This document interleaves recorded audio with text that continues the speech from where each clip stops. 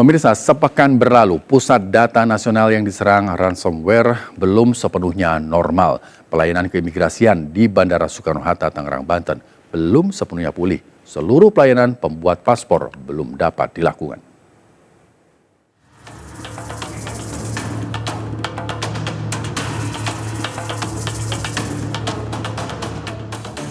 Pemohon paspor datang silih berganti, namun mereka harus gigit jari.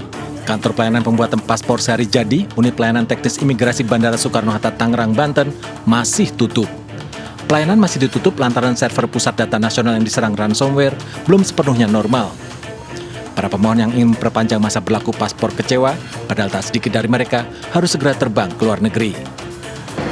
Sangat nggak worth it ya, untuk kondisi urgent seperti ini. Mereka pelayanannya nggak jelas dan apapun masalah yang ada di pusat ini kita semua tahu. Cuman untuk tempat yang benar-benar urgent seharusnya tetap standby dengan alasan apapun. Ya. Enggak, kita dari Tuti Alawiyah disuruh kemari, tapi kok digembok, jadi kan harusnya yang transparansi ya, makanya cukup sangat disappointing. Kondisi serupa terjadi di kantor imigrasi kelas 1 Tanjung Perak, Surabaya. Sebanyak 2.600 berkas permohonan paspor yang biasanya 1 hari selesai masih tertunda. Kantor imigrasi kelas 1 Tanjung Perak, Surabaya masih menerima berkas permohonan, namun penyelesaian pembuatan paspor belum dapat dipastikan.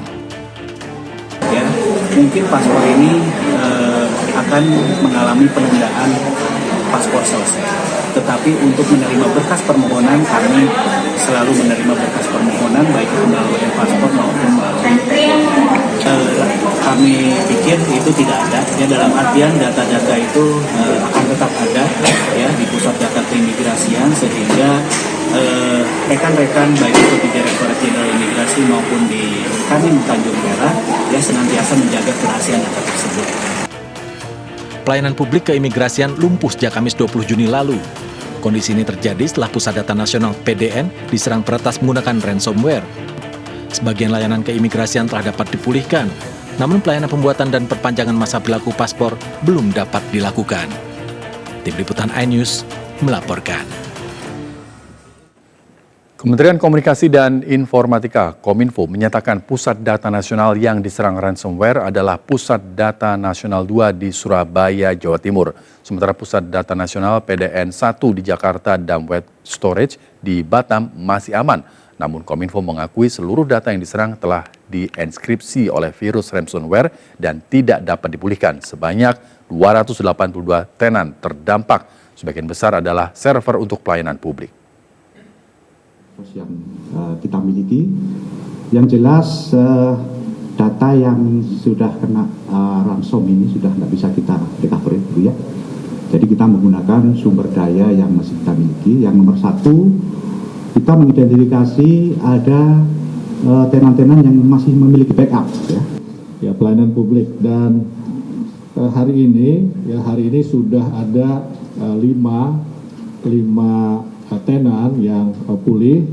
Yang pertama adalah imigrasi, Kementerian Hukum dan HAM, kemudian LKPP, itu layanan sikap, kemudian Kementerian Koordinator Marves, layanan perizinan event, Kota Kediri, ASN Digital, dan Kemenak Si Halal.